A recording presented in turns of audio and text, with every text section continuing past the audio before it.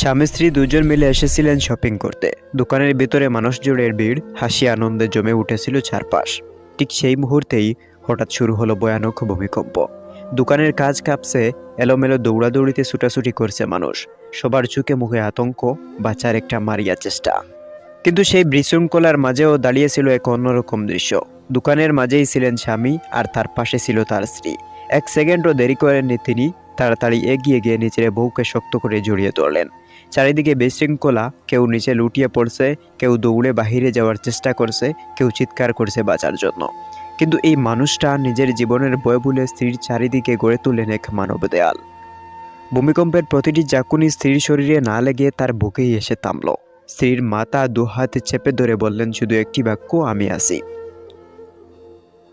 কম্পন থেমে গেলেও সেই মানুষটি তার স্ত্রীকে ছাড়লেন না। মিনিট কয়েক ধরে রেখে তিনি এরপরে আস্তে আস্তে স্ত্রীকে জড়িয়ে ধরা থেকে সরে গেলেন। মনে হলো পৃথিবী থেমে গেলেও তার দায়িত্ব থামবে না। লোকজন বলতে লাগলো, এটাই তো ভালোবাসা। অন্য এক জায়গায় ঘটে সেম বিষয়ে।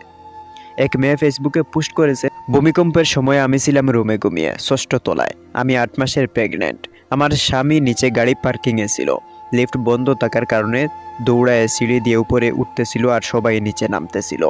হাঁপিয়ে হাঁপিয়ে উপরে উঠে আমার কাছে এসে আমাকে নিয়ে নিচে নিয়ে যাওয়ার ব্যাপারটার মধ্যে তার যে চাহনিটা ছিল।